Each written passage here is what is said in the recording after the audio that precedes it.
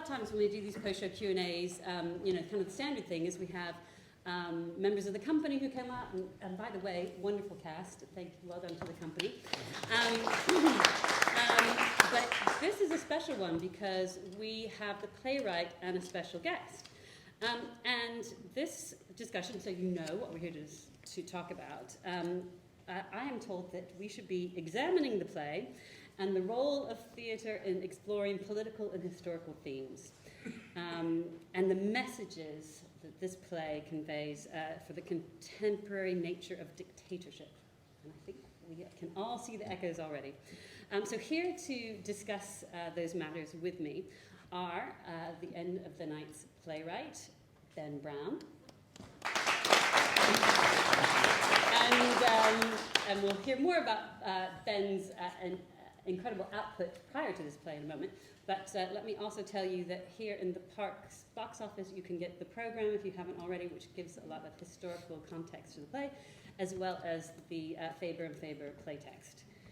And then we also have Kurt Barling. Now, Kurt, I know many of you recognize, because some of you have already come up to me tonight to say that you recognize Kurt from his many years as a BBC News journalist. Kurt is also a professor of journalism at Middlesex University and has published many books, including Darkness Over Germany. And I have here with me, I love my props, I have the two versions of this book.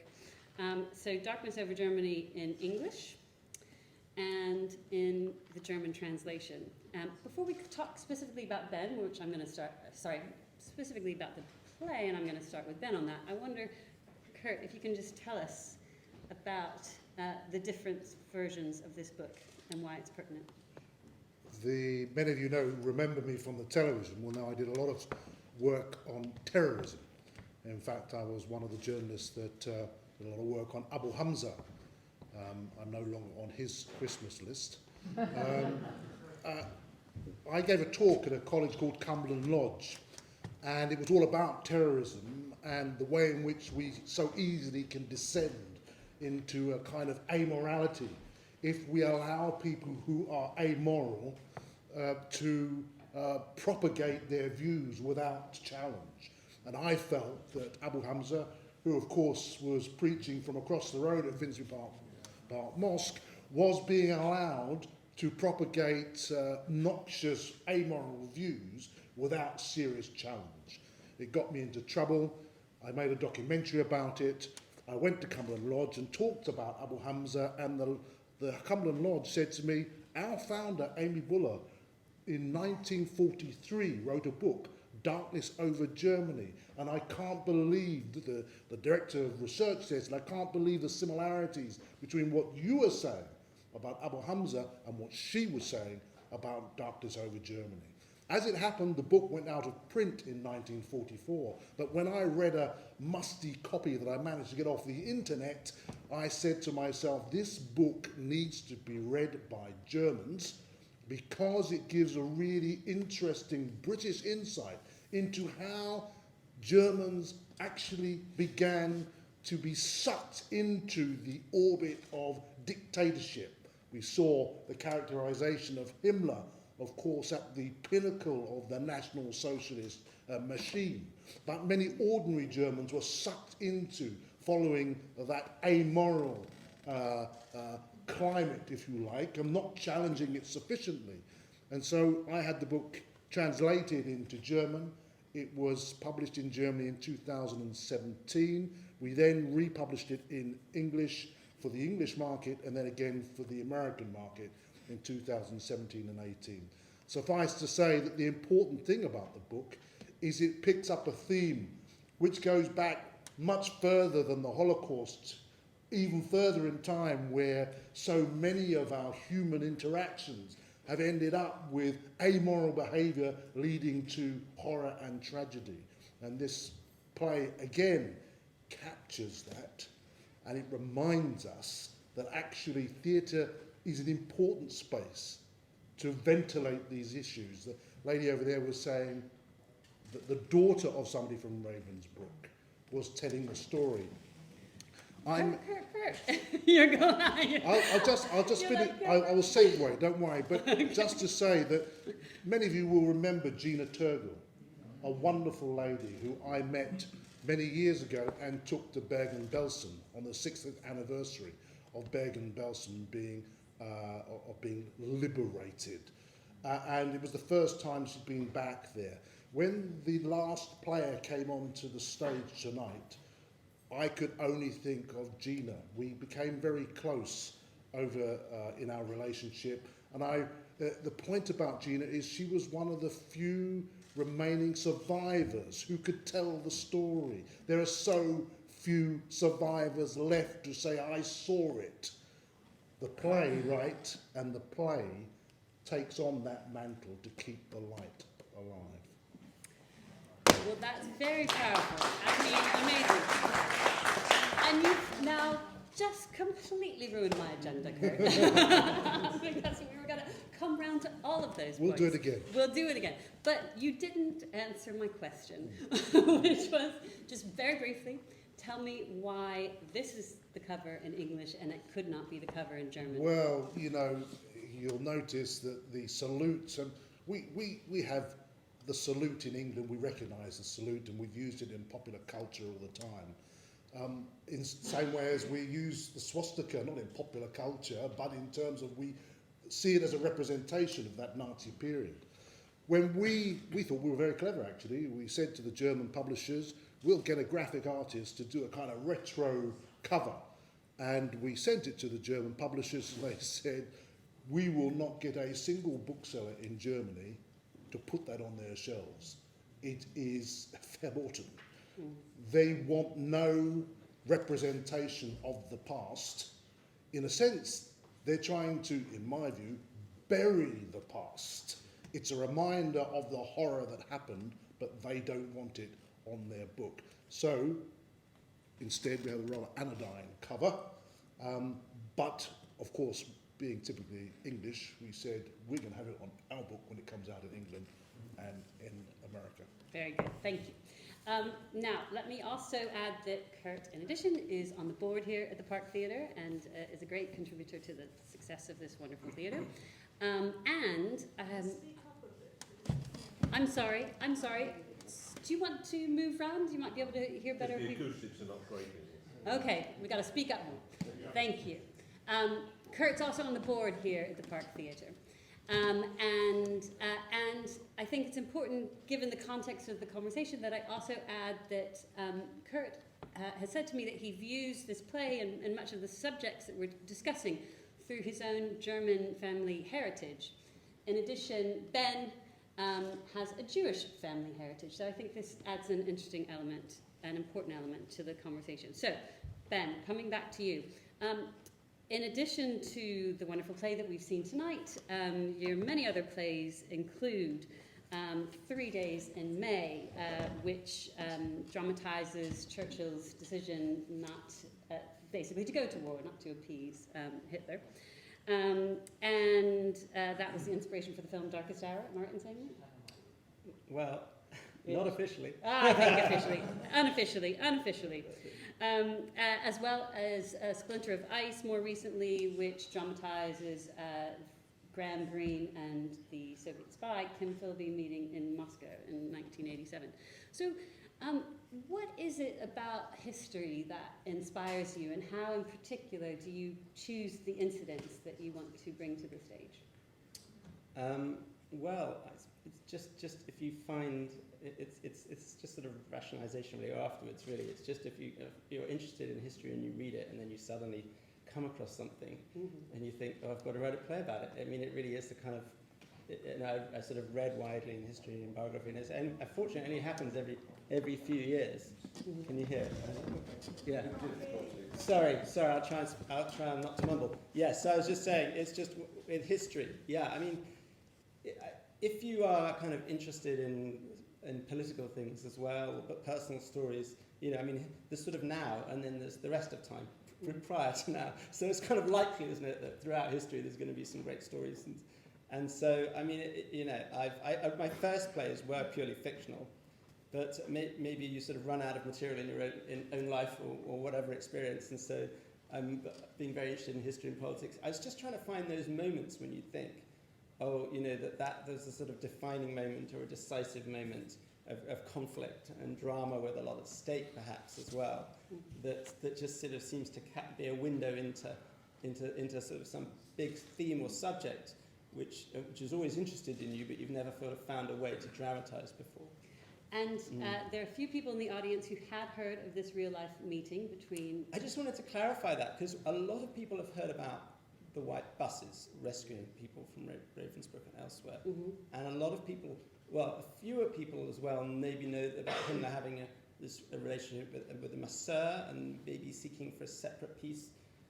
What I've never previously come across is anyone, and also people know that there was some interaction between Himmler and negotiations with other Jews, as he refers to in the play.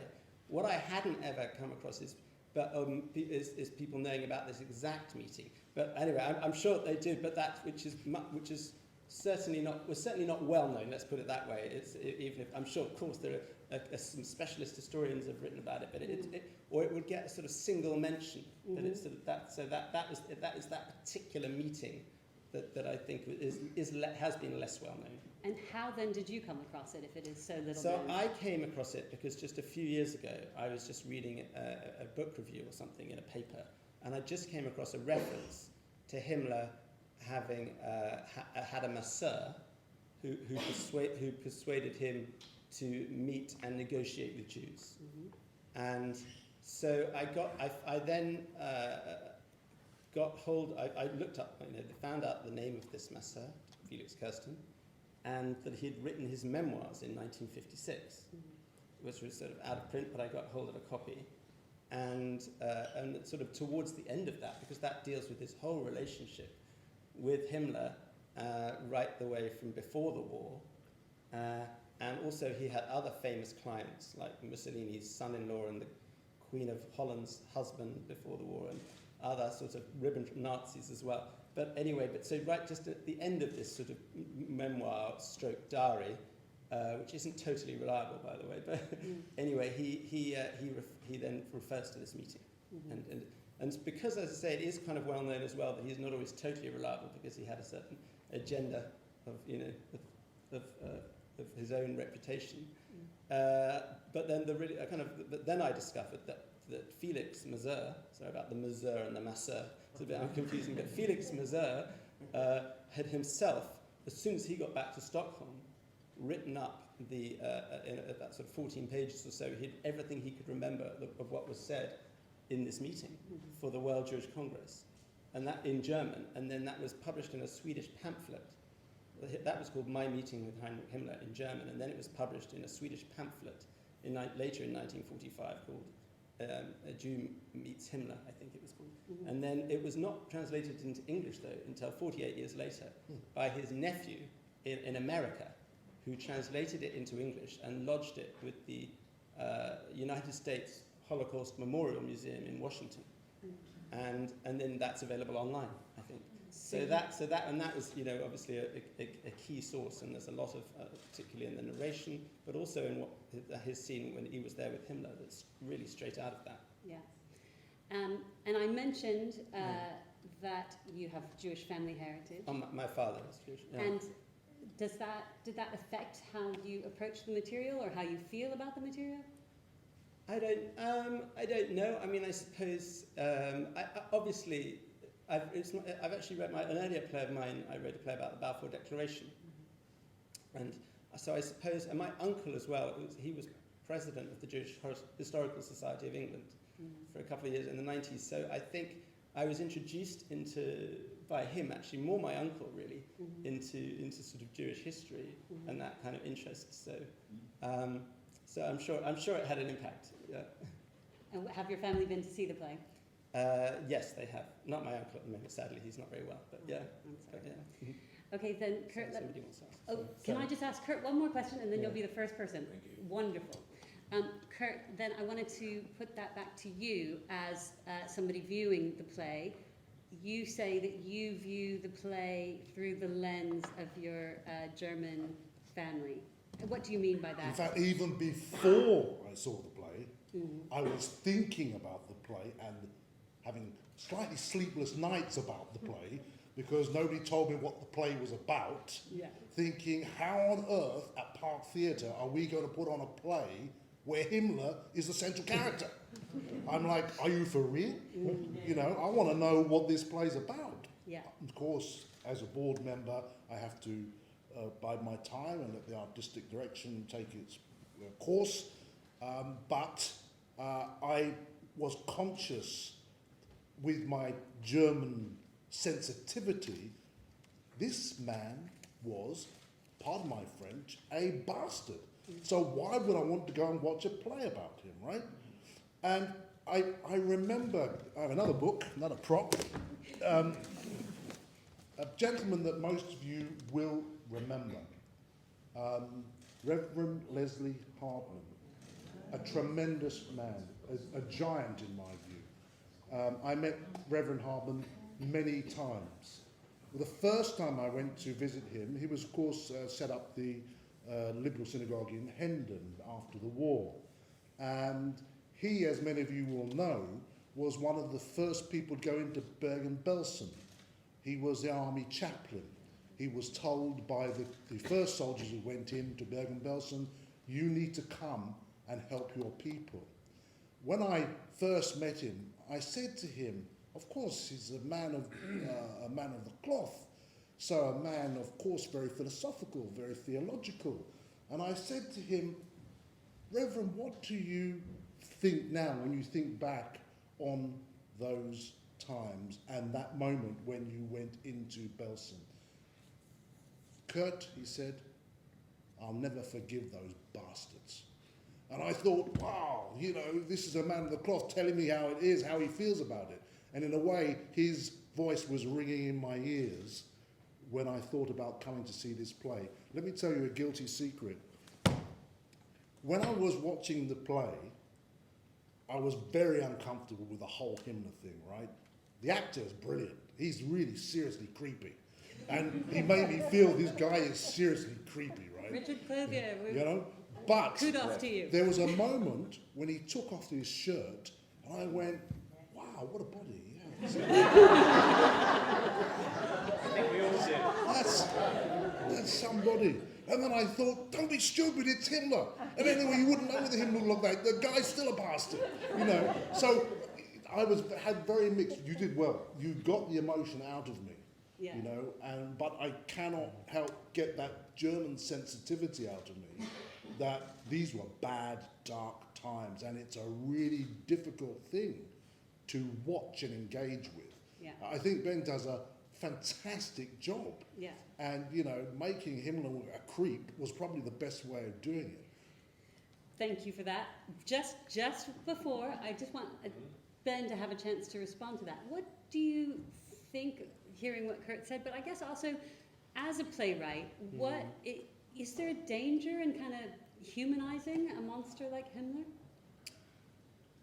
Well, I don't know. I think as a playwright, I mean, like my last play about Graham Greene, who talked about the splinter of ice in the heart of a writer, you know, which you kind of, I suppose, you do have to inhabit, try and write someone like that. I was aware that it's quite a kind of taboo-ish thing to put Himmler on stage. But I suppose I felt that, you know, I mean, one of the things I wanted to do was that and I felt maybe we were ready for. It's a slight differentiation between different Nazis. I mean, I kind of think of the play in a way as a bit compared to Himmler on the one hand and Hitler on the other, who's obviously a big off-stage presence and who's clearly more well-known. But it's sort of two kind of concepts of evil, two ideas of evil. Because whereas Hitler, we're kind of familiar with him and Goebbels, who we hear on the radio, they were much more sort of ranting and vindictive and passionate and emotional and obsessive about their hatred of the Jews above all others, etc. Whereas Himmler was a very different kind of person. He was a very icy cold, sort of chilling, rational, logical sort of person. So, which obviously he was the person who, you know, was put into practice the final solution, you know, with all of the concentration camps and all of that, head of the SS. But it meant that at the end of the war, if he could be persuaded to act differently if he thought that was, that he was more flexible in that sense. But I think that's kind of interesting. It doesn't make him any less. It's a different kind of evil. So in other words, I don't think that anyone's going to sort of see this play. I hope not anyone think, oh, Himmler wasn't such a bad guy, or he's or that he's got what humanity is. I don't think it's so. If I felt the play was saying that, that would have alarmed me. Yeah. But I think it's sort of clear from the context, and and I wanted to give. It was important to me to give the narration to tell the story. This character, the Jewish character, who does tell the story as well in an important source. So anyway, I hope that sort of answers why I knew it was why I felt that it was okay. Okay, thank you. Yeah. Thank you for your patience. Yes. Kurt, firstly, could I thank you for talking to us tonight, and just to correct one point that you said, that the late Reverend Leslie Hardman was the rabbi of Hendon United Synagogue, not Liberal Synagogue. But that wasn't my question. You showed us the differences between the book covers for the English version and the German version. And my late mother was German as well, so I read German as well as English. And what I wondered was, in the translation, did you have to amend it in any way to suit the German market? No. So it was a true translation? It's a true translation, yeah, absolutely. And in fact... Because you did have to amend the cover, of course. We had to amend the cover, but not the content. And in fact, the publisher went to great lengths to find extra pictorial material to elevate the content. And in actual fact, there's a museum in Berlin called the Bunker Museum, which is actually a really strong... has a strong narrative of the shame of the Third Reich. It's very detailed, and it carries both of those books. So far, they've got both books on display. I don't know how many people have objected to the Salute one, but they have got it on display. So there is perhaps more of an appetite now than in my generation to push the boundaries, as it were. And so bringing that dichotomy back to the subject of this play in particular, would you ever, Ben, envisage this play being staged in Germany? And then, Kurt, how do you think, if it were staged in Germany, a German audience might respond? Ben first, please. I have had plays on in Germany. I'd love to see this play on in Germany, because I'd love to see it in German, because for me that would be very authentic, because of course that was the language they were all speaking. So I don't know whether it will be, but I would like that. Sorry, Kurt. Yeah, I don't think so. not any time soon. I mean, I accept your characterization of Himmler as a cold and irrational being, but of course, let's not forget he was the man who systematized murder. There's a very important exhibition in Germany, in Berlin, by the last stretch of the Berlin Wall. It's called The Topography of Terror. And it's by the building, it's literally on the building where the Gestapo was. When you go through the building, the documentation centre, you come out at the end, shell-shocked, but the thing that strikes you most is that it comes up with a figure around about 7,500, ironically, because it's 7,500 Jews who were released from Ravensbrück, 7,500 employees of the Gestapo doing their job. And all of them were doing their job. They created a system where people were able to come to work, go home in the evening, doing their job meant mass slaughter. And Himmler was at the top of that. So whether he was less evil, more evil, cold evil, opposed to passionate evil, he was still an evil bastard. Yeah, okay. I'm looking for other hands. Yes, here. How much Can you just speak up, please, sir? I thought that the depiction of Himmler and the actor, but also the words, very articulate, very charismatic person. When you read the history books, that's not the usual depiction, right? I mean, Goering was a war hero. very charismatic war hero. Goebbels was well educated. The depiction in the history books is Himmler as a kind of gray, scheming bureaucrat, not very articulate, somebody who the others really distrust and dislike, who got to basically accumulate power surreptitiously. So how much of this is reading in the history books and how much of it is poetic license? And can I just also add to that, how much of that was script versus the directorial decision of Alan Strachan and something that came about in rehearsal? Well, in terms of the words, obviously That's you. that was written. So he was in my last play, this meeting about Graham Greene and Kim Philby, basically all we knew about was the meeting, and I pretty much had to make the whole thing up. This play, there was a huge amount of this, is absolutely, taken from what was said, based on these sources. Actually, there are three sources. There's Kersten's diary, there's Masur's account when he wrote down everything he could remember, which is a lot of what is absolutely word for word, or that was he remembered it as soon as he got back to Stockholm. Sorry? Sorry, yes. So this basically Himmler. I'm much more confident of what was said in this play than I have been in previous historical plays, based on these sort of almost transcript-like reports of it from Masur, Norbert Masur, from Felix Kersten, and also in fact there's there was an earlier version of this play that was at a reading at the JW3 in 2019, and there was actually a couple more characters on stage, and one of whom, because there was Brandt, who was the sort of his adjutant, who was on stage, but also there was somebody else who was involved in this meeting, and who didn't say much but was there, but we lost him for various reasons. He was the head of the German Foreign Intelligence Service called Walter Schellenberg, and he also wrote an account of this meeting with what he can remember we've said, and obviously sometimes they fit together and they all say they said the same things.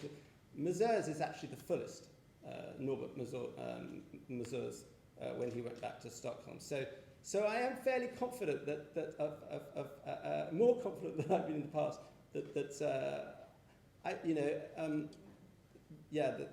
this gets to the essence of Himmler. Obviously, I would say that, but that's how I feel about it. Yeah, and I suppose, I did want to do that. As I say, I think there was a sort of, I don't know whether, in Kurt's question, I know you haven't addressed it, but just whether or not that is right. And one does think, are you humanizing him too much? Are you, by presenting him as you think he really was, which is a different personality from Hitler and Goebbels?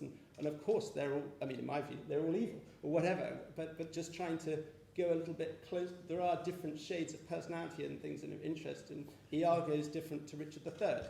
In fact, the actor who played Himmler tonight had played Richard III in a great production many years ago, actually. So, yeah. But do you know what I mean? Yeah. For one of the great things about this play, when it comes to Himmler, is that in a way it normalizes his behavior. In other words, it shows us how his behavior became normal, how his amoral behavior has become normalized. And what the theatre should be good at is conveying to people and reminding people that that kind of normalization can happen anywhere. Replace the word Germany with the word Russia, and you say, replace the word Madagascar with the word Rwanda, and you say, So by normalizing Himmler, the playwright, if you don't mind me saying, is reminding us that there are other circumstances where we may not be seeing and understanding that amorality is being normalized. The reason for theatre. Yes. And bringing us right up to the modern day, as we promised we would. And we are getting close on time, I think, already. 5 more minutes. So other questions from the audience. I see it, Kurt, I see it. I just am looking around the room and making sure. Okay, yes, sir. One character I didn't quite understand what his motivation was Kersten. And then what was behind his extraordinary effort to help? Well, lives for livelihood. Oh, come on. Pardon? I know plenty of doctors who are completely indifferent to every human life except the one in front of them. So I don't accept that. I don't accept that. No, but he was promised if he could get I'm answering for you, am I right? But that if he could get Jews released, then he would be allowed to continue to practice after the war. So he was trading Jewish lives for his livelihood. I mean, is that right? I think it's one of the reasons I write plays is I don't think you can answer questions like that in a short, pithy way. But I mean, I'm going to attempt to, but do you know what I mean? To try and capture the complexity of human motivation, particularly in his case, yes, because Masur, it strikes me as a straightforward hero, and Himmler, a kind of evil. But as you say, he is much more complex, or as you kind of imply. And I think there are different motivations going on. I think definitely, as he does make clear, he has done a deal with the Swedish government, and this was the case when they were sort of saying, who also were trying to improve their position, having been sort of at best neutral in the early part of the war. So they did, yes. If you kind of do something good now, and and get some people released, then yes, you will get a work permit. You'll be allowed to stay here. That kind of thing. He also, though, I do think that he's a slightly amoral person, but not in the sense that, I mean, I think he was a kind of he loved the way there was a coincidence between doing what was in his self-interest and also, though, saving lives as well, I think. So, I think I don't think he's altogether sort of straightforwardly lying when he makes his humanitarian claims. But I think it's a murky area, and he is a kind of fascinating character that's, I find, anyway. I've called him Falstaffian in a way in the past. You called him? Falstaffian. Yeah. Is there one final? Thank you, sir, for that. Is there a final question from the audience?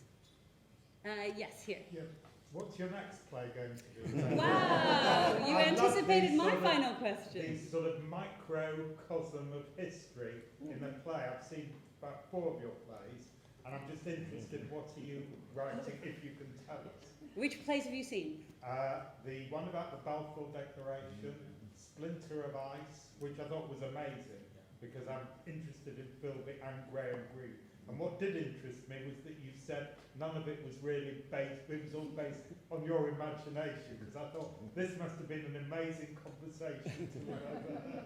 You've got a big fan there. Thank you very much. But before you answer, which moment from history would you like Ben to write about? Do you have any ideas? Well, as a bit of a Winston Churchill obsessive, I would choose some small part of Churchill's life that maybe isn't known so much to the general public. That is what I read this play 3 days in May.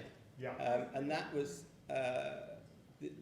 the idea behind that, really, was that I felt before I read that play and before Darkest Hour that we all knew the story of the 30s, in which what I call the Gathering Storm story, that he was saying Hitler's a shocker, he's a shocker, but no one was listening, and then he gets into power just in time and it's okay.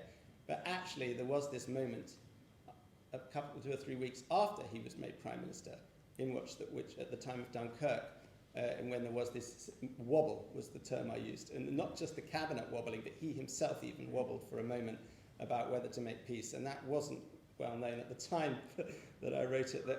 So I feel I'm not sure I can go and find anything more about another play about Churchill. But and I'm afraid I am working on something, but I'm afraid I'm slightly superstitious about disclosing it before I've finished it. Oh, right. Thank you anyway. But do we have a time frame when we can see the next Ben Brown? Oh, I don't know. Well, I hope it all depends on these theatres as well. You have to get and the producers. And this one has taken a while to come to the stage, of course, because of a little thing called a pandemic. Exactly. Well, funnily enough, both this play and my Graham Greene play were both supposed to go on in September 2020, but they were both delayed by COVID. But I'm very grateful to the Park and Original Theatre for sticking with them. Look, Park Theatre is all about theatre to talk about, right? It's theatre that should make you feel something when you walk out the door. And so the more we can have from writers like you, Ben, the better, because ultimately it is one of the safest spaces to make us uncomfortable and make us think about the difficult times that we may face ahead. So more the merrier for Park. And now, sorry, just before we end, I'm so curious, Kurt. what moment from history would you dramatize? Oh wow! Oh wow! That's too difficult for me to answer. There are so many history stories that I've done over the years that it's just too difficult for me to pick one. And anyway, I'm not a playwright, so I don't have to make a decision. That's a great answer. Okay, audience, you have been wonderful. Please do go out and spread the word. Few more performances left here. How many more? Not that many at all. 2. Three more performances. So you got to go fast and come back. And wait a minute. Join me in thanking Kurt and Ben and Park Theatre, all the staff here. Thank you.